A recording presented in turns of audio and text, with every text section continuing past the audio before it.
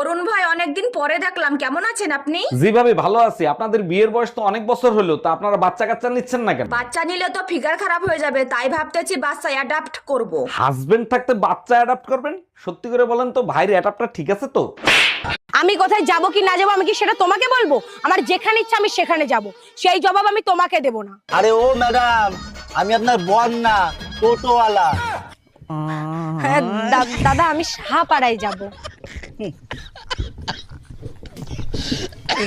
আমি বড় গাদা ছিলাম, নইলে অনলাইনে তোমারে দেখে আমি বিয়ে করতাম। আমি কি তোমার পায়ে ধরছিলাম? তুমি তো বিয়ে করার জন্য পাগল হইছিলা। তখন কি আমি বুঝছি দূর থেকে ইউরিয়া সার ও চিনির মতো দেখতে লাগে? এখন আর কিছু করার নাই সোনা, ওই ইউরিয়া শাড়ি চিনি ভেবে খাবা। এই তাড়াতাড়ি পালো, আমার বর এসে গেছে। তাড়াতাড়ি পালো, আমার বর এসে গেছে।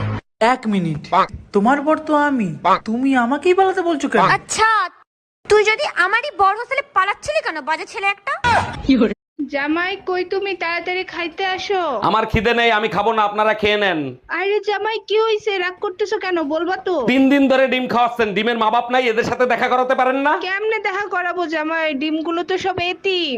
ও মা, বলছি মোবাইল কি রাগ করে? না, কেন? না, দিদিকে দেখলাম ফোনে চুমু খাচ্ছে আর প্লিজ জানু রাগ করো না, প্লিজ জানু রাগ করো না বলছে। দেখো, চোখ রাঙায় কথা বলবা না, তাহলে কিন্তু তার ফল ভালো হবে না। কি করবা, তালাক দিবা? দাও, সাথে সম্পত্তি অর্ধেক নিয়ে যাব। সেই সুযোগ তুমি কোনোদিনও পাবা না। সম্পত্তি করছি বাপমার নামে, লোন করাইছি তোর নামে। এই তোমার 1 সপ্তাহ ধরে মাথা ব্যথা করতেছে, চলো এমআরআই করে নিয়ে আসি। এমআরআই করতে কত টাকা লাগবে? 8-10 হাজার টাকা লাগবে। ওই টাকাটা আমারে দাও, মার্কেটে একটা শাড়ি দেখছি, ওইটা কিনে নিয়ে আসি। আর তোমার মাথা ব্যথার কি হবে? মাথা ব্যথা তো ওই শাড়ির জন্যই করতেছে। हम इसका पति है, हमको सिर्फ একটা জরুরি কথা বলবে বলছিলে, কি কথা? 3000 টাকা ধার দাও না, তুমি মাসে মাইনে পেলে ফেরত দিয়ে দেবো। আচ্ছা ভাবি, বলেন তো, একটা পুরুষ মানুষ সব থেকে বেশি খুশি হয় কখন? এটা তো একেবারে সহজ, যখন তার বউ প্রেগনেন্ট হয় তখন। আর একটা পুরুষ মানুষ সব থেকে বেশি আতঙ্কিত হয় কখন? এটা তো আরো সহজ, যখন শুনে গার্লফ্রেন্ড প্রেগনেন্ট তখন।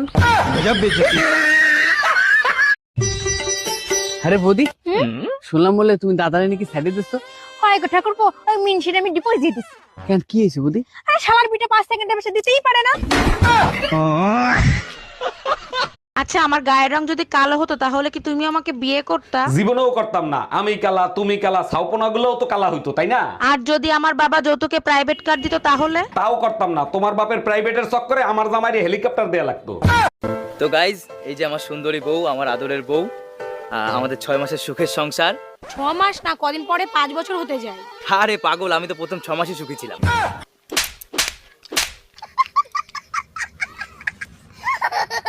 দেখো ভাই, যদি টাকা দিয়ে সবকিছু কেনা যেত তাহলে আমি প্রথমেই 50 টাকা দিয়ে 500 টাকা কিনে নিতাম।